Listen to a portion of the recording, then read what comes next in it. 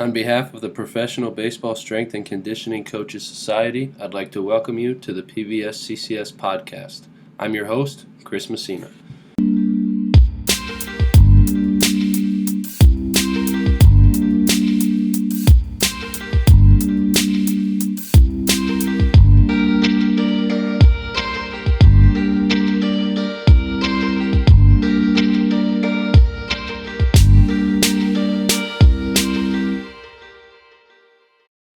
I agree. Let's again, I keep my note sheet, so in case we get off, I can pull us back in because I'll keep going on random tangents. Are there any drills that you specifically like or do not like for either acceleration or max velocity? Yeah, max velocity, you could pretty much look at anything that requires the torso, the trunk to be upright. Your rudiments, very, very fundamental, upright position that lets you understand absorption with the whole foot. And that's what goes on with max velocity. You're not on your toes, you're not in your front half. It's more so a balanced, stable whole foot that's landing into the ground, and rudiments allow you to get that sensation as you're upright. Wickets, the same. It's an upright, demanding drill, and the hurdles themselves provide as constraints for you to clear them in a circular pattern. If your foot moves horizontal at any point, it's going to kick a hurdle. So wickets is something else I use. And if you're finding people that are having trouble with, staying upright or can't extend their hips, grabbing a PVC pipe and put it on their back or having them hold it over their head. Now they're, because of the hand grip itself, like it's almost like you're in the position of a barbell. Once you put your hands over the bar, like you're more upright. And so the PVC pipe kind of helps with that. And you'll feel, oh, okay, I'm declined. Like my trunk is down. I can feel the PVC pipe, down now. It's like it should be upright, and that's something that could really help with that. Those few guys that you may have that don't understand upright or can't extend their hips for them to be upright. As far as acceleration, anything that requires the posture to be more oriented downward where they're falling. Hills can allow you to be downward. I look at run rockets, 1080s, or band resisted runs as an assisted tool. So having a belt around your waist or an implement around your waist or a band that's pulling you back allows you to stay more in that position without falling down. And so you can look at it as it's resisted. As far as the ground standpoint. But as far as like the orientation of your trunk, it's assisted because it's allowing you to stay in that acceleration phase a little longer. And therefore you're gaining more reps, and then the CNS, the central nervous system, starts getting a little more familiarized with falling. Really, I mean, as far as like drills, man, you can get as creative as you want, as long as the KPIs are being produced, and that really comes down to upright when you're teaching max velocity and downward orientation when you're teaching acceleration. One of the things that I'm kind of on lately is like when I listen to somebody speak or I read their book, I always try to figure out if it's applicable to my setting, and like it sounds great, but how can I make it fit for me? So we've talked about the ox versus the cheetah, and we've talked about bucketing guys, right? So in terms of like a big group, right? Let's say you're at an affiliate or you're running a camp in the off season or something like that. How are you taking these concepts and applying them to larger groups in terms of the cueing you use, like individualizing drills for guys, and then the other thing is like having different levels of ability in your group, right? Like some guys are really proficient and some guys are really not. Like, how are you able to navigate coaching a big group, for instance, at an affiliate or in spring training when you're running a speed session with guys? I think earlier on, like your spring training or even if you have a camp before, is the opportunity to explain like the shapes and patterns that we're looking for, the KPIs. Like if they have an image in their mind on what they need to be producing when they're running, it's a lot easier for them to produce that. And so like when you talk about pistons and ovals and acceleration, then you talk about circular and bicycle and max velocity, and they have that image in their mind, and they can imagine that as they're running. It helps now you're cueing later on in the season. So at some point early on, it's worthwhile to find a time to invest to explain, images that they will have in their mind. Because if they don't have a mental image, or they don't have anything that they can kind of refer to, they're kind of just guessing. You're kind of doing a drill with your eyes closed. Like you don't really know what you're producing. And so it's worthwhile earlier on to maybe sit down and have, a shop talk with the guys and explain, and have, a train, pistons, oval in their mind during the acceleration phase, and then circular, bicycle shapes and max velocity. So moving into the season, you can start just having all these different drills that you want to do in your warm-ups. And even though they're not, the most efficient, or they're not, they're not producing the shapes that you want, and they're not going through the drills picture perfect, they're still going through a moment that they're creating, they're stimulating different pathways in their brain and their nervous system. And we talk about athleticism, it's all about having movement variation in your toolbox. So even though the cheetah is not doing more so cheetah stuff during the warm-up on one particular day, and it's doing more acceleration, or not acceleration, but like more aux stuff, it's still stimulating different pathways, and it's producing different movement variation that it can put in its toolbox. So when it comes time to pull that out, the brain's not unfamiliar, and it's not in a position to get hurt. And like, you look at athleticism, it's really about having movement competency with a lot more movement variations. And so just producing different shapes, exposing them to different drills, and they understand the shapes that they need to be creating itself. Like it doesn't matter if it's a large group, or if it's individualized, like obviously that's a lot easier to coach. But as far as larger groups and them having them go through different drills, it's perfectly fine, even if they don't clear hurdles or they don't do things that you want. It's, when you think about it, they're still just kids going through PE, kind of like, as far as like the neural pathways that you're stimulating. It's something new, and that itself is something very beneficial. So you never know if they're going to have to like jump up and try to catch a pop fly, or they're going to be in a position they've not been exposed to, but because they went through different movement variations, it's now somewhat familiar to the brain, and that itself is an injury preventative approach.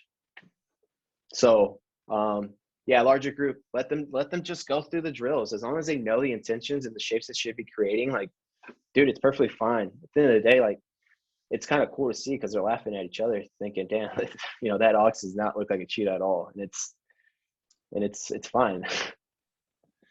I had a guy a couple of years ago ask me why we do karaoke in warm up, because he never crosses over in the game. That's what he told me. And of course, the baseball gods were on my side. That night, there's a fly ball, and he went back for it, and he crossed over, and then the wind's blowing, so he crosses to the other side, and it looked just like karaoke and warm-ups. And some of the guys in the dugout were like, "Did you see that?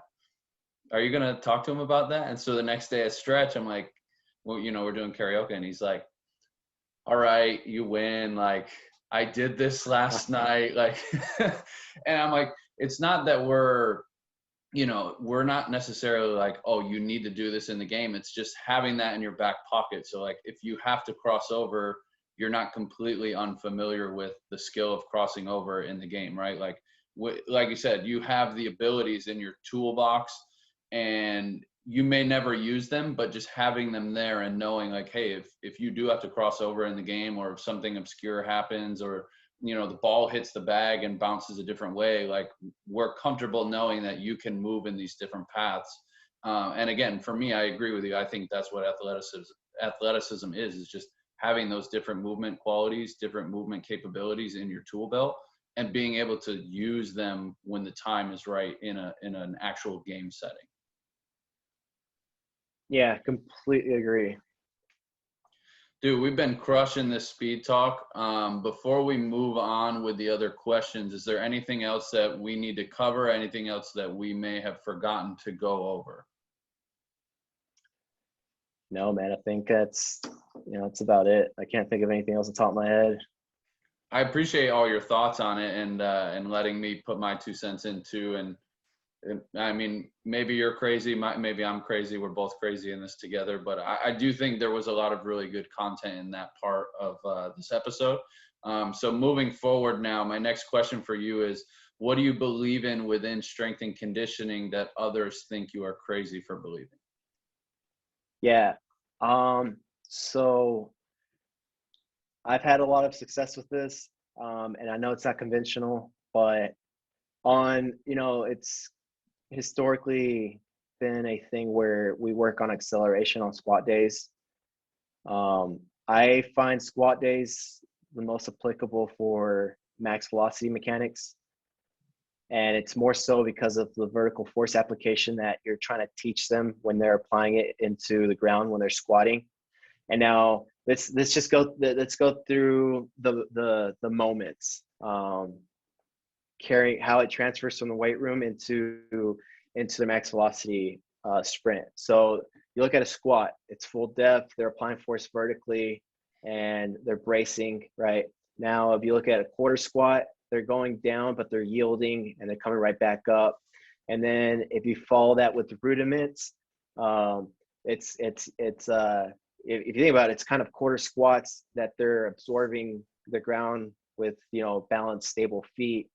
And now if you put that into a single leg hop, it becomes all the same, within the same movement, as far as a squat, because you're trying to yield, you're trying to prevent and produce force vertically into the ground. So as far as like an understanding of what's going on with the nervous system, I found squat days to pair very well with maximal velocity mechanics.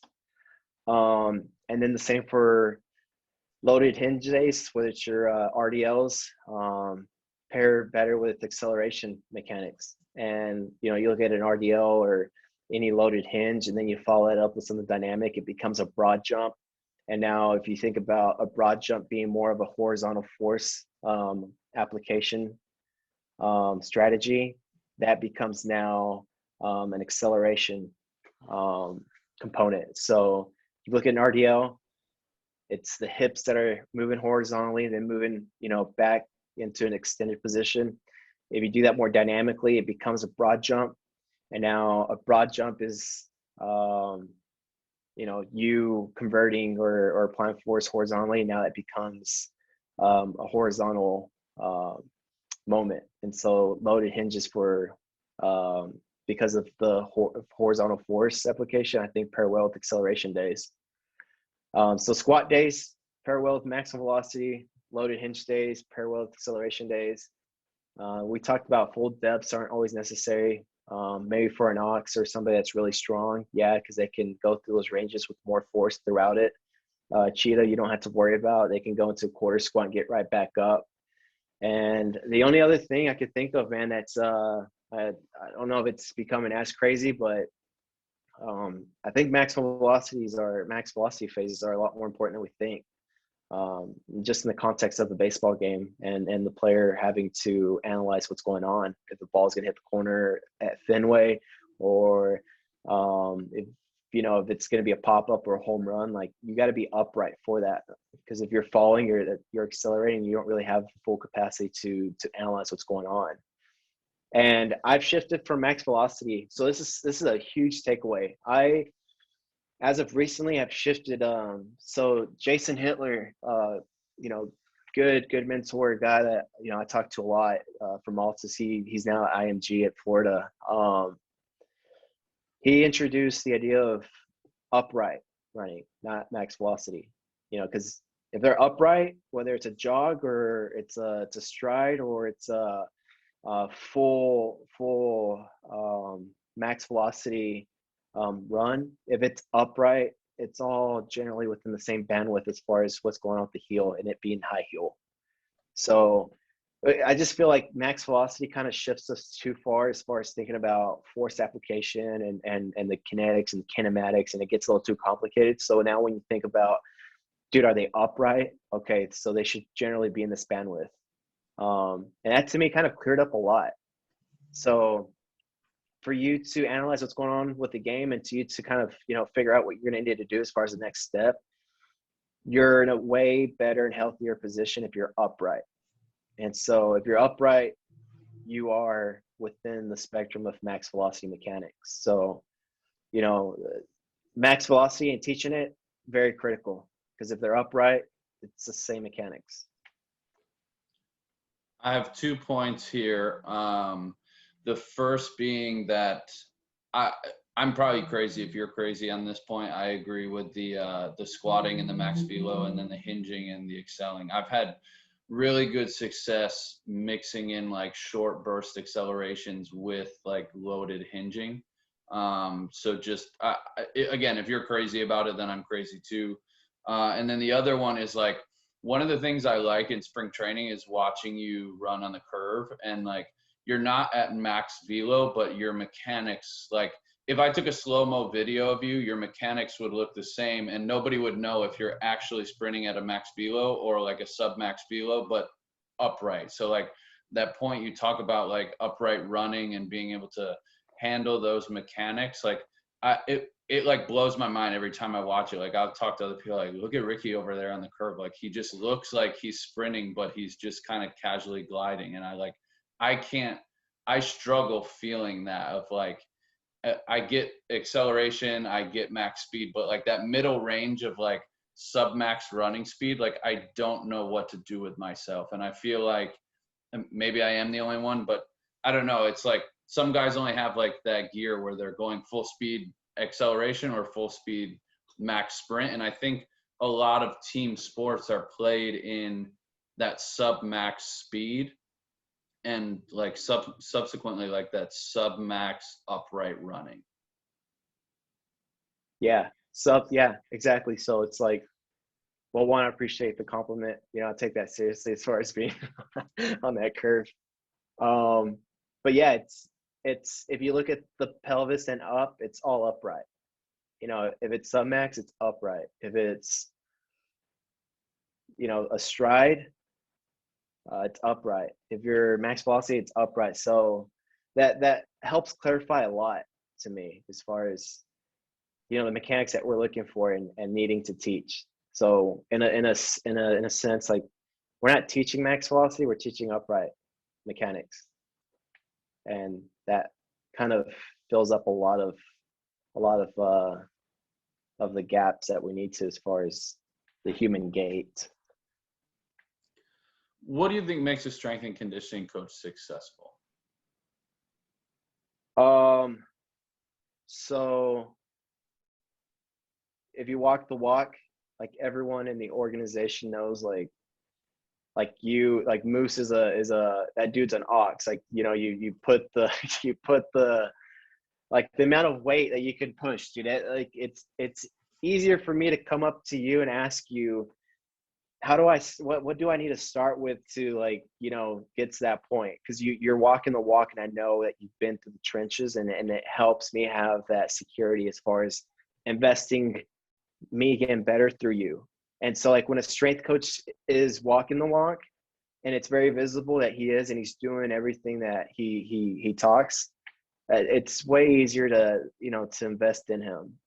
And then secondly, like just connecting with your players. And I've found conversations in the weight room have helped me have these guys more engaged than me actually coaching them. Yeah, coaching comes, but if they know I'm worried or not worried, but curious on the dishes that they eat or what's going on at home, or their hobbies outside of baseball, and I'm asking these questions, and then I remember, and the next day I'm asking them, hey, did you catch a fish yesterday, or what'd you do yesterday? Like it's that goes a long ways as far as like them having that trust with you. And if you have the guys engaged with you, like now it's just up to you to be, just to practice your craft, like be the coach that you want to be. And, I would say almost all coaches in the strength conditioning industry, especially with the organization, are really great people, and we mean the best intentions. And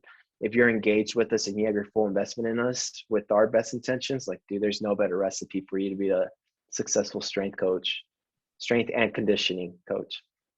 Strength and conditioning. And I feel the same for you, right? Like I said it way back at the beginning of this, like when I have questions about speed training, I go to you because you're actively working on running, you're working on mechanics. Like you have me take videos of you so that you can study your sprint mechanics. And for me, like I'm not necessarily as well versed or as deep of a dive into that stuff. And so I agree 100%. Like you have to have people in your corner that are really good at different things and be able to bounce your ideas off of them, right? Like I have some friends who are really, really good at technical things with lifting, right? I have friends that are really good at program design. I have friends like yourself who are really good with speed training, speed application, and making it stick with athletes.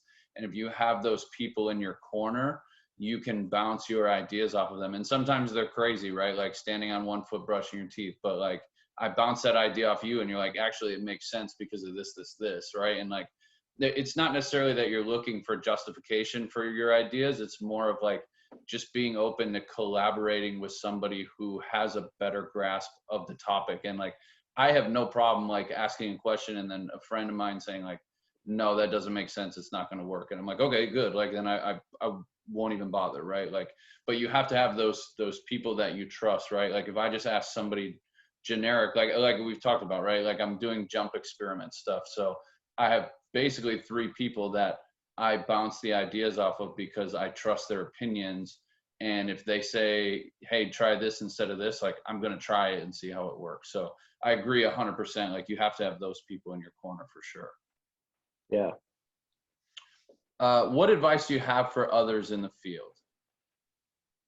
Man, be curious. Think of everything. And with you being curious, questions will come. And ask, dude. Like, even if you have an answer to a question, ask, because there's different lenses that you could hear from that you may be able to see through that maybe would help you click things better. And people respect it. Like, if you're not afraid to be wrong, like that's way more, like that's something people respect.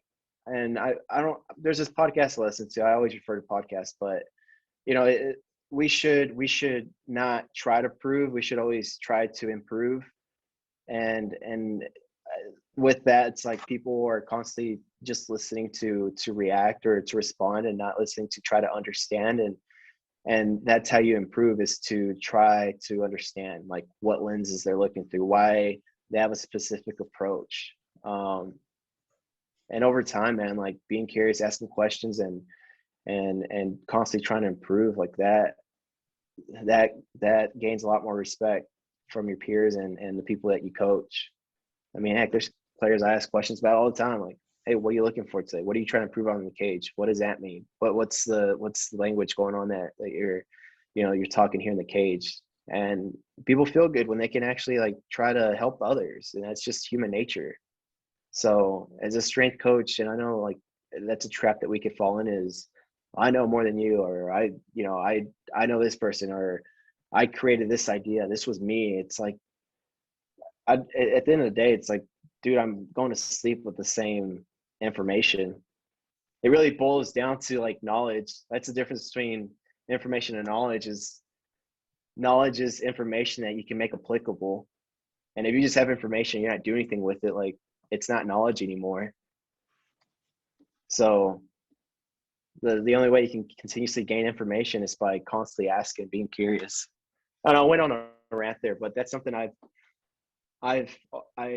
think I've always, tried to do, is be curious, ask. If I'm wrong, I'm wrong. But at the end of the day, like, I'm improving. And I think that's something a lot of strength coaches, especially the younger strength coaches, should really gear towards, as far as how to improve as a strength coach.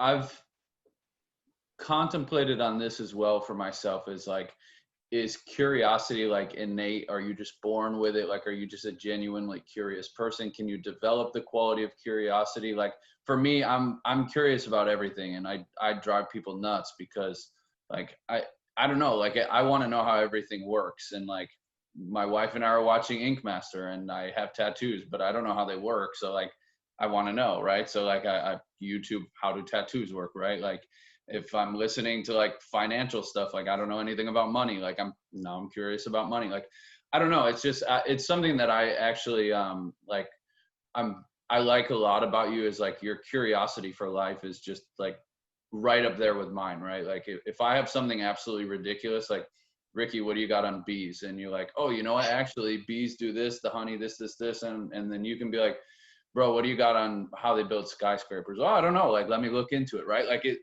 I don't know if it's like, it's one, I don't know, like if that deep level of curiosity is like something that can be taught, or it's like innate. Like I think you can teach probably like a surface level curiosity, but I don't know about that really deep level. I'm still like, my verdict is still, I haven't reached it yet. And then the other thing is just like, I think you can be curious about everything and not just strength and conditioning, right? Like obviously like you want to learn everything about strength and conditioning.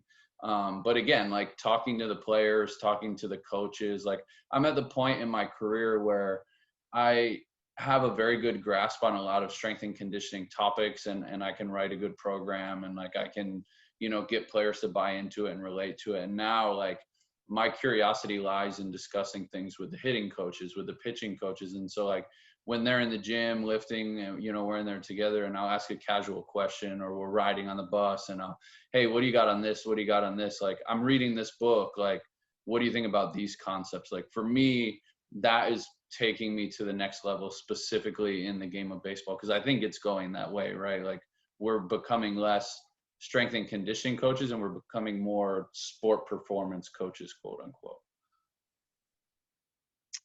Yeah, definitely.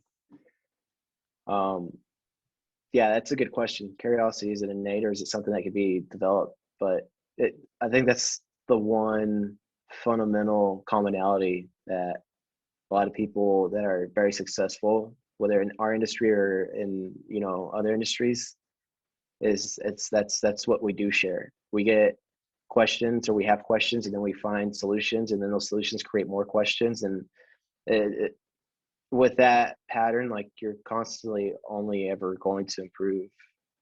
And I think those are kind of the people that you'll find yourself organically around too, having conversations, are people that are continuously trying to find answers. It's really easy kind of to filter out the population that aren't as curious, and it's probably because we're not really socializing with that population as much. And this is by no means a knock on anyone. It's just organically, like, where do you find yourself conversing the most? It's like with people with your kind of similar mindset. Yeah, I would agree. I think like for me, I keep my circle really small, right? And so like some of that is intentional, but some of that is just like, I don't know. There are certain people that I find I can relate with in terms of curiosity, like you're saying. And like, I know I drive my wife nuts. Like I'm a very high energy person. Like I'm very, very like antsy. Like I can't sit still for a long period of time. Like I have questions out the ass. Like I know I drive her crazy, and it just makes me appreciate her even more. And sometimes she's just like, you gotta calm down, dude. So like, all right, let me make a phone call real quick, because I really have some questions about the most ridiculous thing. I need to call somebody and chat with them. So like I agree. I think a lot of people that I've been around that have success are just genuinely curious about things, and like they're not afraid to ask those questions, and they're not afraid to feel insignificant or stupid or whatever word you want to put when they don't know an answer. Like they just want an answer, they just want to find it out. And like if they don't know something, they don't have an ego to say like I don't, like they don't struggle with saying I don't know, right? I don't know, but I'll find out. And that's, for me, like that's a winning mindset, I think. Yeah, totally agree. You hit on podcasts where are you going for continuing ed? Are there books you'd recommend, podcasts you're listening to? Like, where are you going for your continuing education? As far as books, man, I kind of look outsourced. Like I look towards things that aren't too related with strength conditioning, and I think that's in some ways helpful.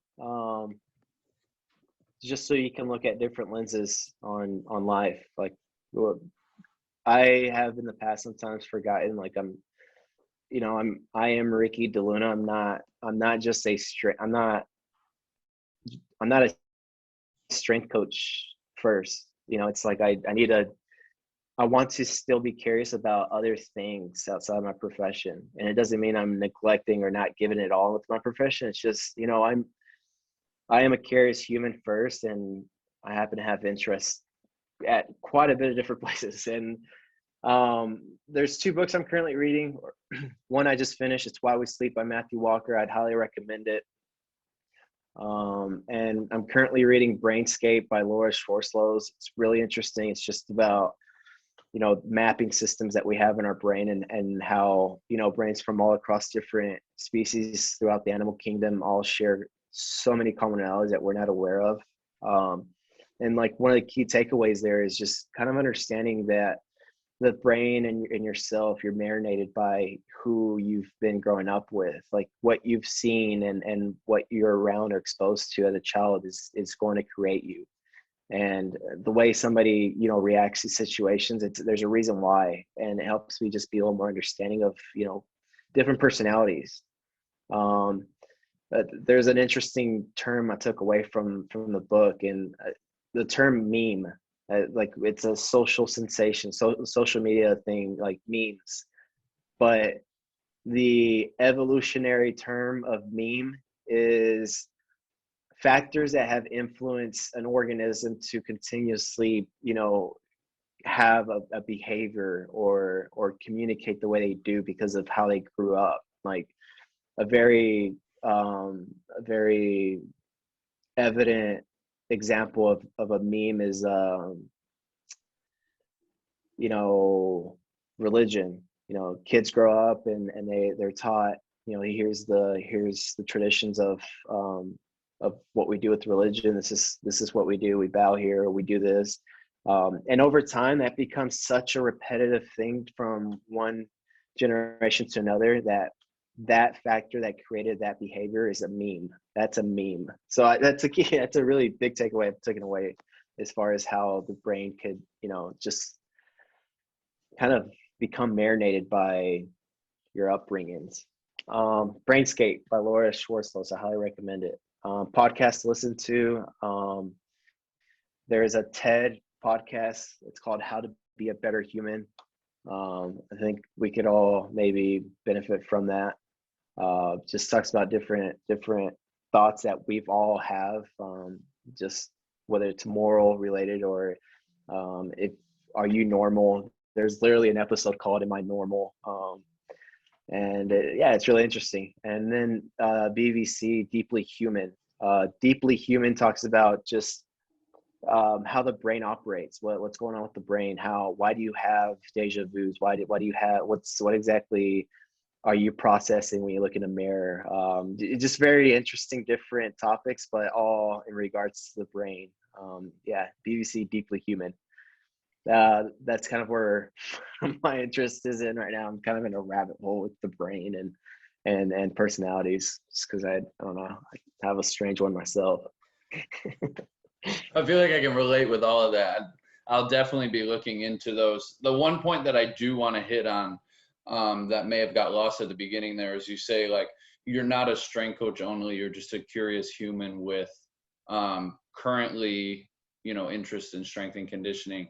And I think a lot of coaches get tied into like where they're at, right? Like right now I'm in the big leagues with the Red Sox, right? But they can fire me tomorrow, right? And like, if I have my whole identity wrapped around that, like I'm going to be devastated, right? But that's not who I am. I'm a strength coach. I'm a dude. I'm a husband. Like I'm just a guy, right? Who enjoys being a strength coach, who's worked hard to get to where he is, whatever. But like, if they call me after this and they say, hey, like, you're done, you're out, like, I don't want my identity to be wrapped in that, because then I'll be lost, right? Like, I should be able to freely move on to the next venture whenever this one comes to an end. And I've told our head guy many times, like, every day that I'm in the big leagues is one day more than I expected, right? So like, I am truly like appreciating my time here and not taking anything for granted. But I know at the same time, like, at some point it's going to come to an end, right? And so for me, like, that gives me the clarity to go to work and like, hey, I get to go to work today. And this is a day that maybe I wasn't supposed to be here. I wasn't expected to, but I'm here. Let's make the most out of it. I go to bed, I wake up the next day, same thing. And like, I think some strength coaches just get so tied into the idea of like, I must be a major league strength coach. I must work at this school. I am this guy. Like, I am the strength coach for X college. Like, no, you're just a strength coach who currently occupies that space. And I think if people can shift that mindset a little bit, like, it would just make the job better for them.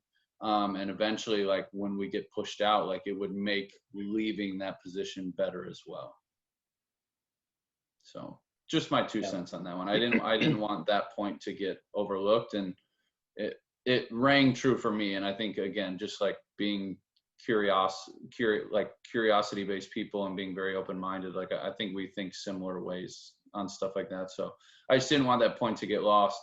But dude, we've been at it for a really long time. I've been having a really, really good time with this talk. I want to do a lightning round, and then I promise I'll get you out of here. You in? Let's do it. Okay, so it's 4 questions. Maybe I'll add a 5th one. I'm not sure yet, but as long or as short answers as you want, and then I promise I'll get you out. First question: who is your biggest influence in the field of strength and conditioning? Mike Roos with the Boston Red Sox, man. That talk about somebody that constantly tries to help you and is there almost as a father figure like that. Then that dude's the man. Like, he's helped me as far as just, the identity part. Like, who are you, man? You're a good human, and you happen to be a really good strength coach on top of that. Like, and he's really helped with understand that concept and living it. One piece of equipment to train with, what would it be? I'm back and forth between a barbell and Atlas Stone, just because I feel an Atlas Stone's I don't know, it's going to expose me to just different strategies that I haven't been used to. I grew up in high school as kind of like the ranch, like a farmer dude, and would pick up pipes and stuff. And that itself, man, you feel your fascial system just kind of all integrated with, all the muscle integration, all the muscle involvement. It's different kind of having to wrap yourself in a circular pattern to like pick up something heavy, and you're still having to kind of squat before you pick it up, then find yourself hinging, and now you're in all these different positions. So I would actually go with an Atlas Stone, just because I would like that exposure for for short term. I wouldn't say I'd do it for long term or forever, but just short term for sure, an Atlas Stone. Biggest accomplishment professionally and or personally? Earning the respect, man, to go down to the Dominican Republic to coordinate and be a leader down there, as far as like providing continuing education and helping the improvement of what we do at the academy. And while being down there and walking the walk and constantly trying to get questions answered, I think I've earned trust from different avenues, different lenses, and the players down there, man.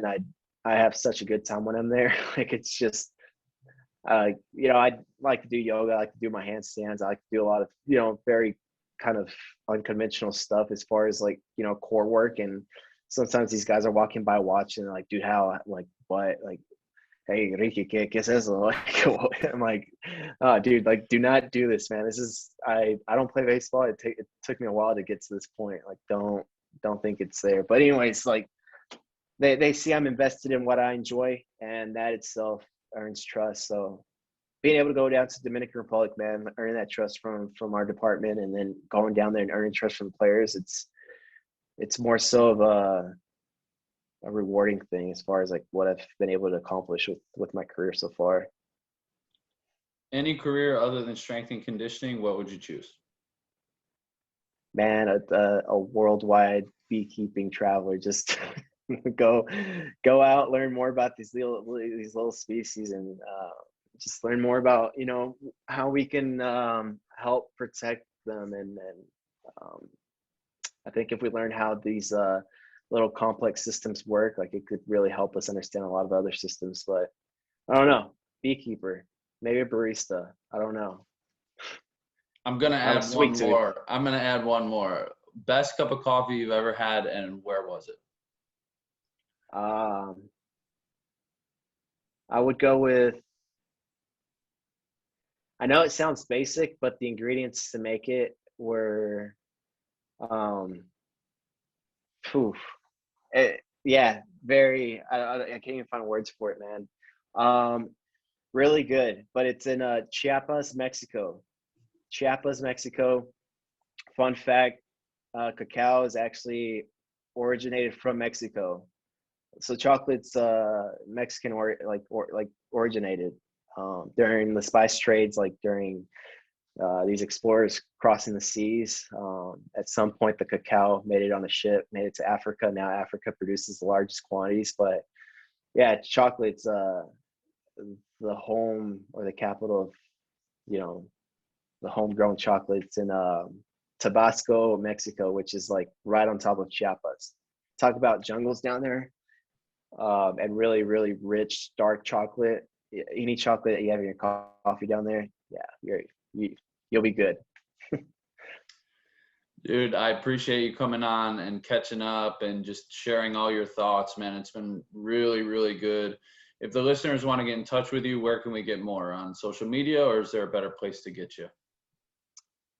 Dude, you could shoot me an email at rdeluna, RDELUNA @redsox.com, or just find me on Instagram, shoot me a message. If you want to link up, do a Zoom, do a chat, brainstorm. I'm all ears. I'm open for that.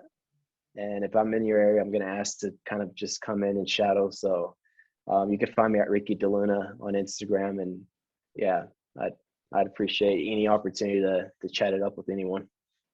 My friend, thank you again for coming on. It's been awesome to catch up with you, and I'm looking forward to seeing you at spring training. All right, everybody, that's going to conclude part 2 of our episode with Ricky. I hope you enjoyed this one. And really, I hope you enjoyed both parts. I thought the first part was really good in terms of the technical work and speed training and whatnot. And this one had a lot more philosophical things and just some, points of advice for strength coaches to kind of follow. 3 things that I took from Ricky in this episode. Don't be afraid to be wrong. It's easier to invest in a strength and conditioning coach who is willing to walk the walk and challenge players with different drills and positions in practice to provide them with a bigger toolbox of athleticism to draw from in games. With that being said, I hope you enjoyed this episode, and we'll talk to you again on the next one.